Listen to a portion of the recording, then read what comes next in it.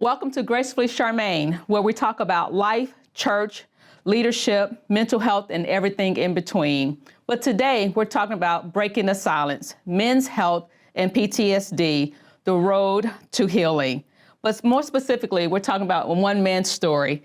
And I have a very special guest here, Malcolm McGuire. How's it going? It's going great. Thank you for having me. Absolutely. So not only is he a guest, but he's my dear friend. He's my frat brother. He is one of our favorite members here at Antioch. And most importantly, he's my brother in Christ. And so he's going to share a little bit about his story and his journey about men's health, PTSD, and how he's overcoming men's health, PTSD. So Malcolm, share a little bit about your story and your journey. Oh, my journey. My journey started in Los Angeles, California, where I was born. I've been in Texas for a long time now. I've been here since 1998. But I have had the opportunity to experience many a thing that would lend towards mental health. So I'm 23 years into a career in law enforcement. I did another 7 years in the military. And so, as you can imagine, I've had a lot of different experiences. Absolutely. I also am married.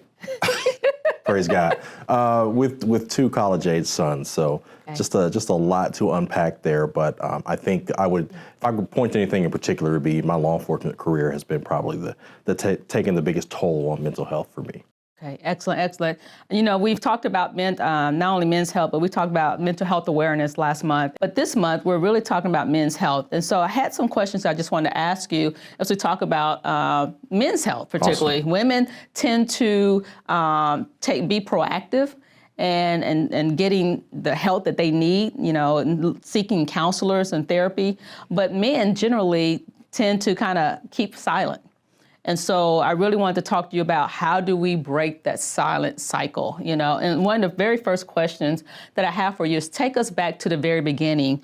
What was life like before trauma entered the picture, and what changed for you?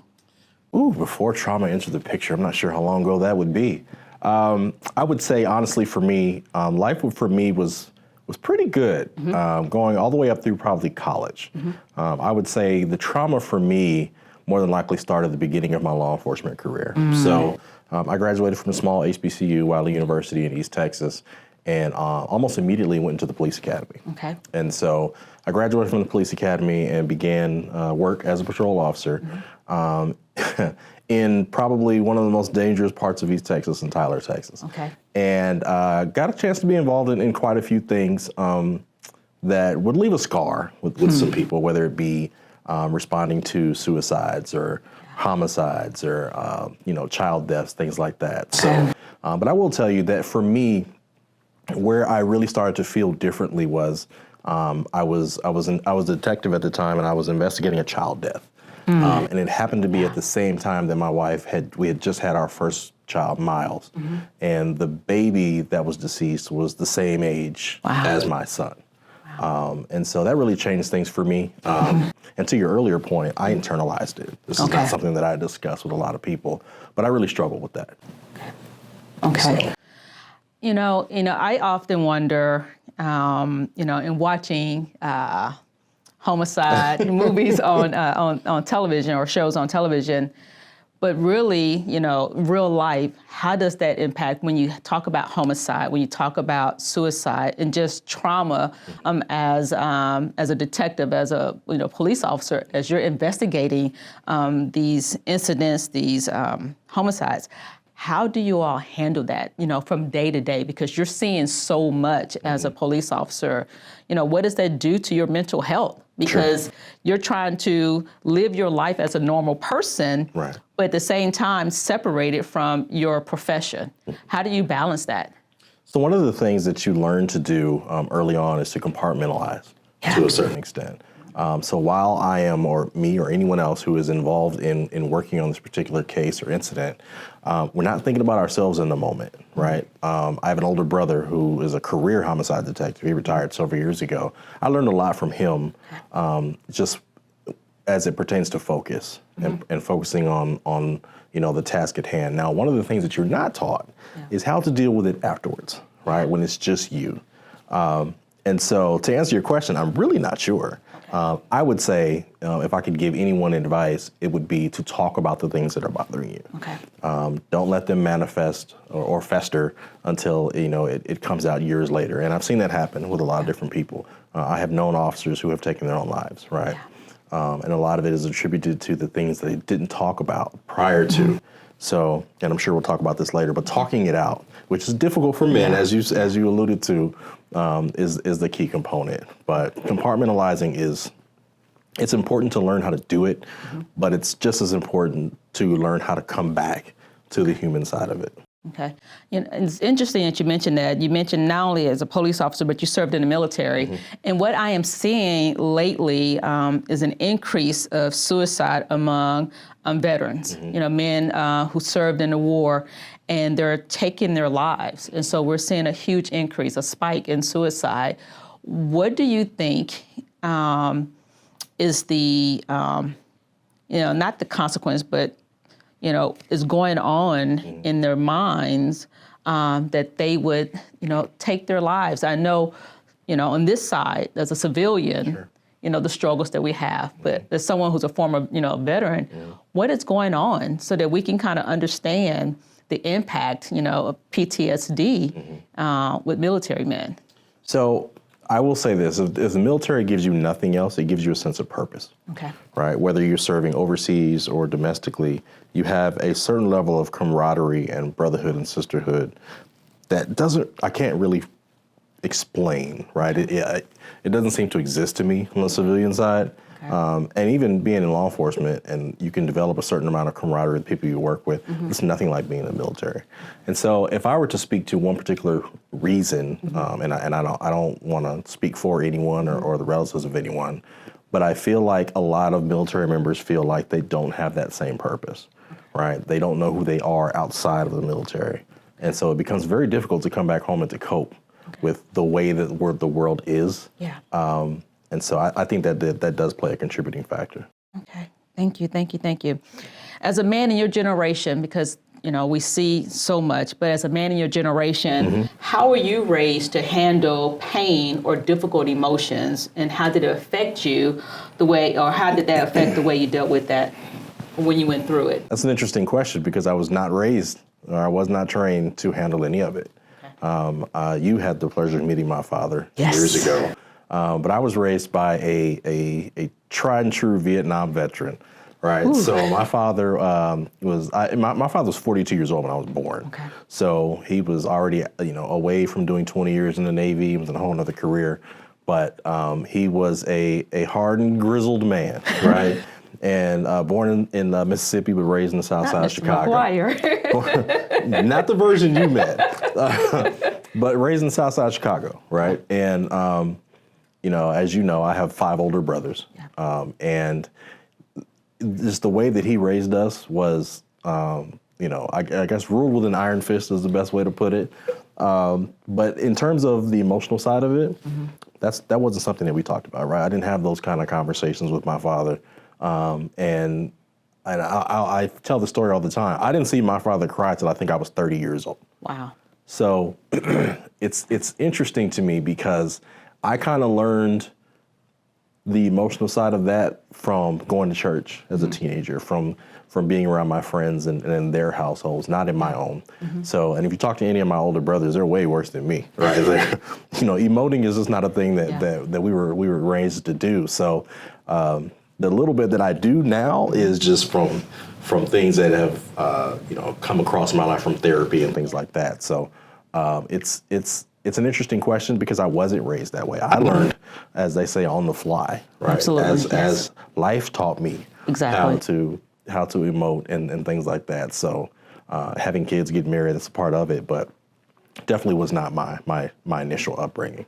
Okay. And I want to just kind of, piggyback on that. I think our generation, especially when you think about the Gen X versus the millennials and the Gen Z, is that this current generation, they are open to sharing their struggles, and they will share it publicly, on social media platforms, and they will share everything, but our generation, I believe we were taught to keep our business to ourselves, even if that meant trauma, Absolutely. Within the family, is that, hey, you do not share what you're experiencing, good or bad, with anyone. And so we learn, as you said, to keep our emotions kind of bottled in and swept underneath the carpet. Sure. This new generation, they're like, let me pull the carpet and expose everything.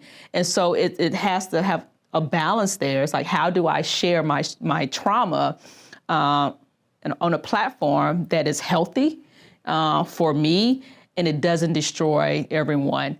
There's a good balance there. So, but I think, I appreciate the millennials and the Gen Z being open and sharing.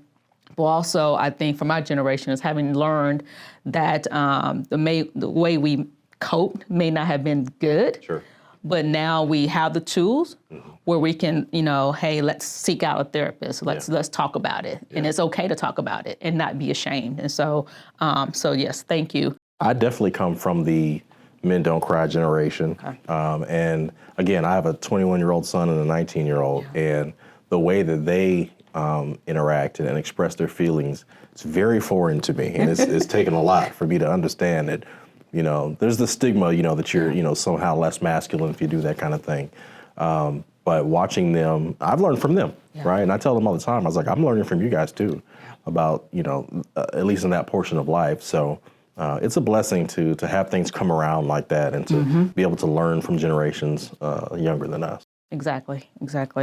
So you mentioned, as we talk about PTSD, what did it feel like day to day for you? And what was happening inside that most people, like me and others, couldn't see.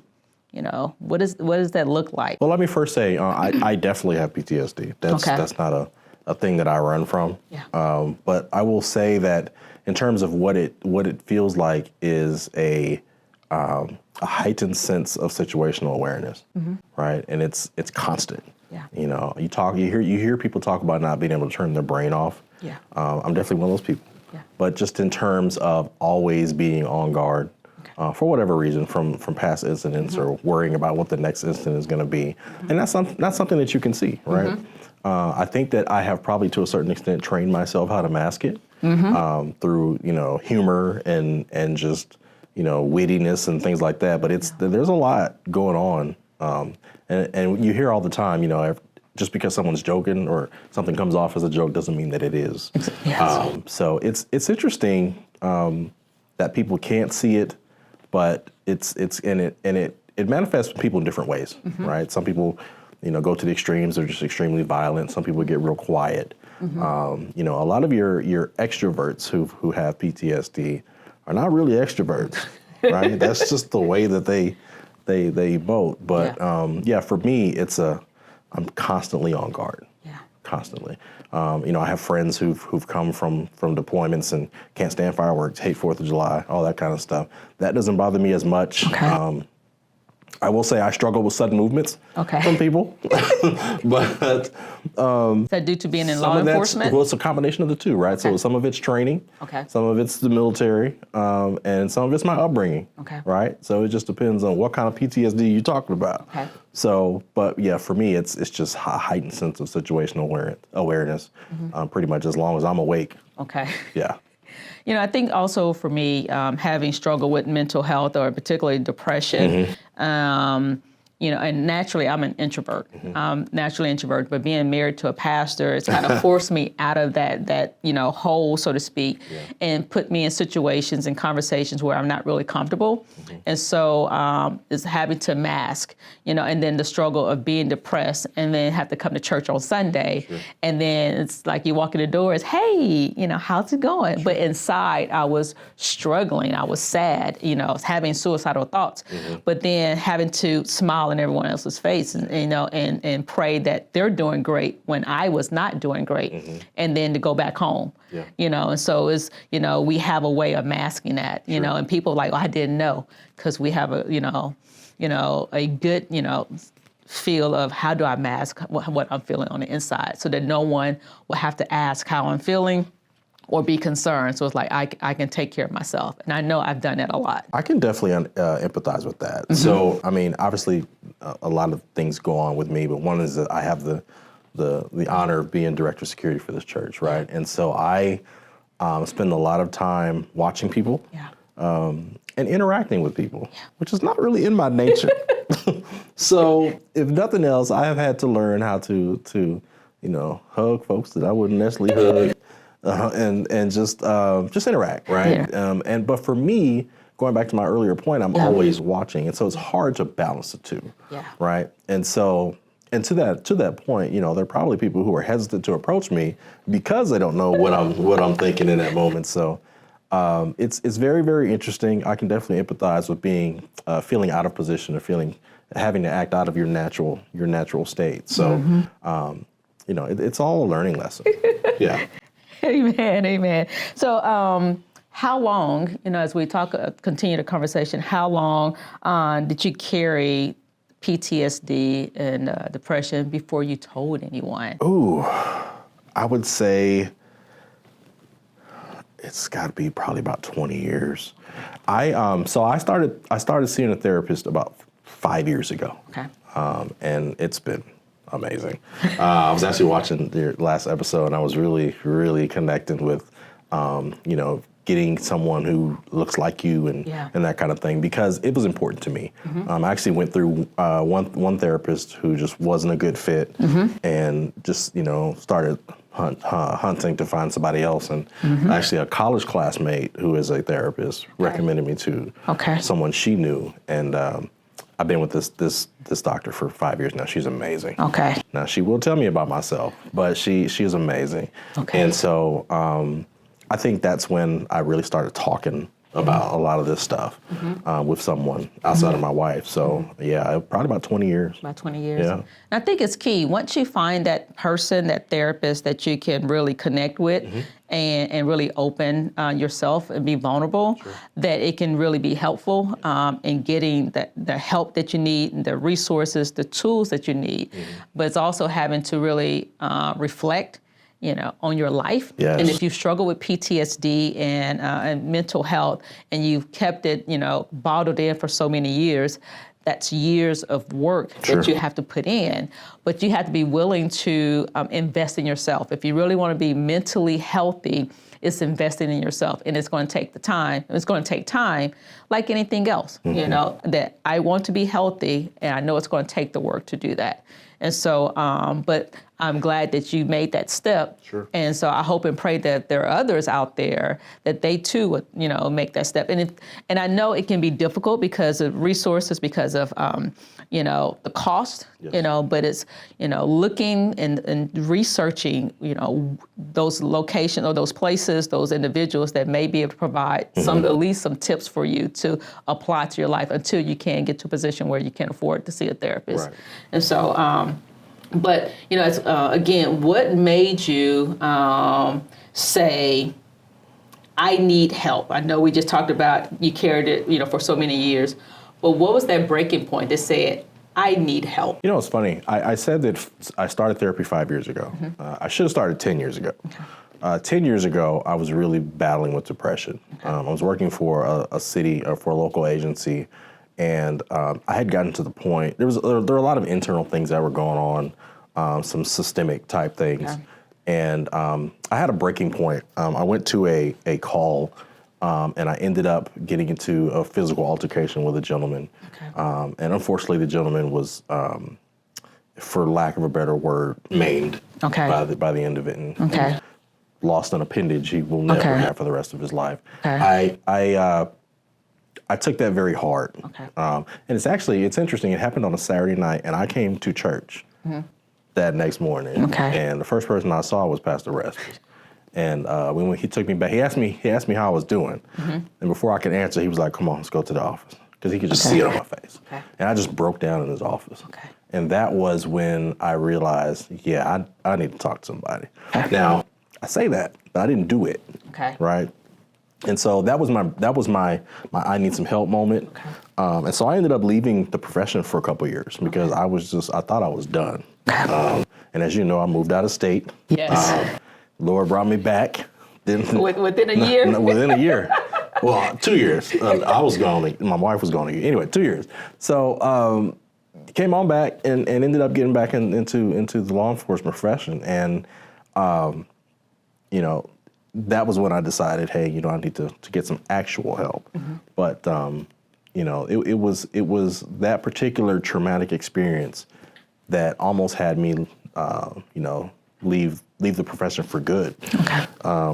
And, you know, I remember my wife telling me, you know, you don't even enjoy going to work anymore. And so we needed to do something before I started not enjoying anything. Okay. Right. So that was my point. During that 2-year transition, you know, you leaving law enforcement and going to a different career field, what was going through your mind? Were you able to process what happened, you know, and how you were going to work through that? You know, help me kind of understand, you know, that transition. You know, you came to church, you realized that, hey, this happened, this is unlike you, that you realized you were depressed, you decided to change, you know, careers. But throughout that process, that time from leaving law enforcement to your new field of work, what was going through your mind? So I was actually, so one of the things that happened when I went back to California, I went back to my home church where I was raised, and got a chance to just kind of get away from my previous mindset and thought process. And so even though the job that I was doing in California wasn't too far from law enforcement, it was different. It was in the private sector. So I didn't have a lot of the same responsibilities that I had. But I really learned to communicate. You know, I got a chance to get back in touch with old friends and things like that. And I was living pretty carefree just in terms of stress for a couple of years. So that when I did come back, when we did move back to Texas, I was able to step back into being in Texas a little more gracefully than before. So I would say, if I could advise anyone on this type of thing, don't be afraid to step away from stuff and just take a breather, right? And, you know, because we're not here to let this stuff swallow us up, right? So if you have an opportunity to step back, take a breath, go do something else, do that. Do what's best for you in that moment. Sure. And when you transition back to Texas, because you went to the private sector, so did you stay in private sector when you returned to Texas, or did you transition back into law enforcement? I stayed in the private sector very briefly. It's funny, as soon as I came back, I had a mentor of mine in the law enforcement community reach out to me and offer me some opportunities to do something. He kind of just eased me in. So from like on a part-time basis, and then, you know, I'm fully back in now. But no, I continued my easygoing private sector life for a while. Actually, I think it was about a year and a half or so before I got back into being a police officer again. So it was good. It was good to step away. At the time, I mean, as you know, it bothered me, right? Because I felt like I had wasted time. But it took me a minute to realize this is what you needed. Like, God put you in that position for a reason. He, you know, not necessarily took it away from me, but moved me back from it so that I could see everything I needed to see before inserting me back with a different mindset. And so the job that I have now, I work in administration. I now have the opportunity to look after other officers to make sure that they are not going through some of the same things that I am. And because I had those experiences, I can recognize it. As opposed to somebody who's in it at the time. Okay, that's good. Looking back now, as you look at your life, being in law enforcement, transition to private sector due to PTSD, do you wish someone had said, you know, to you when you were in the thick of it, like, hey, Malcolm, you need help. Sure. You need to, you know, looking back. Absolutely. I'm blessed to be in the position that I'm in now because I have that past experience to be able to say, hey, let's talk about some of the things that's going on. I didn't have that when I was younger. Again, number one, I grew up in the men don't cry generation, and I entered a profession that was not big on sharing emotions. Right? You know, somebody literally has to be on like death's door to see somebody crying, right? Yes. And I've seen that, you know, but I don't regret it, but I really wish someone had taken a look at me and said, "You're not yourself." And the only person who did that was my wife. Okay. But none of my coworkers, for sure, because we have a tendency to look at someone and say, "Oh, well, they have an attitude, or they're going, they're doing this. This is just how they are. Maybe they need help." Yes. Right? And the fact that they need help is not the first thing that comes to mind, which is a problem. So yeah, no, it's a blessing to have gone through it so that I can help others in that way. But I had no one that asked me outside of my wife. I had no one at work who asked me how I was doing. When I was in the military, I had a young man who I was supervising who took his own life. He had an argument with his wife, and he ended up going in the other room and taking his life. And that the first thing you think of as a supervisor is, what did I miss? Yeah. Right. And that sticks with me to this day. But I because you feel like you failed them. Yeah. And obviously I know I never self-harmed, but I don't. Yeah. I wish somebody had checked on me sooner. Yeah, I thank you for sharing your honesty, because I know, personally as a pastor's wife, I think the image is that we have it together, that the pastor and wife and family have it together, when we don't. We're just human beings, just like everyone else. We just been called to serve. Right. And so, but having to, people look up to us, people are asking us questions, people are coming to us for prayer and ministering when they're broken, but no one ever thinks to, hey, let's check on the pastor and wife and see how they're doing, because they're having to minister to so many people, but how are they doing, And I know it's a struggle for me, because being naturally an introvert and, being to myself, now being really pushed in the public eye, and having to be something that I was not comfortable being was very difficult, And so I remember times where I could be one-on-one and be great, but when I was in a room full of people, then I would just kind of, fall back. And then my friends would ask me, "Hey, Charmaine, are you okay?" And so, and I would say, "I'm good," but they recognized and noticed, there was something wrong. And so, but as we, grew in ministry and, planted our own church, the responsibilities grew, but also the demands and the emotions that I have to balance, and having to have it together when I really didn't have it together. And so it was always a challenge, because I wanted to just say, "Hey, can I just be Charmaine?" Well, people are like, "Hey, Lady Charmaine, First Lady Charmaine, Sister Respite." And I'm like, "Hey, talk to Charmaine, I'm struggling right now." But I had to, hey, smile, everything's great with Pastor and I, when, I was struggling. And then for, Chris, it was really a struggle for him, because he never experienced it. And so watching his wife struggle with, depression was hard for him, because he didn't have the tools. Like you said, our generation, we didn't have the tools. So in the last 20 years, people began to talk more about it. But prior to that, it was like I had to figure it out on my own. I'll just bottle it in and keep it to myself and try to persevere through, hey, this bad day, but that bad day became 2 days and 3 days and then weeks at a time. Right. And it was a point where Chris came home one day and he saw me just literally sitting in the dark. And he's like, "Hey, whoa, what's going on? Why are you sitting in the dark?" Like on the floor, not sitting in a chair, but like on the floor. Right. And he's like, "Okay, you need some help. We need to do something. I don't have the tools to help you, but we need to get you some help." And so, but it was also me saying, "Hey, Charmaine, I need to get help," and taking those steps, because I saw my life just kind of falling apart, but also it was impacting my family.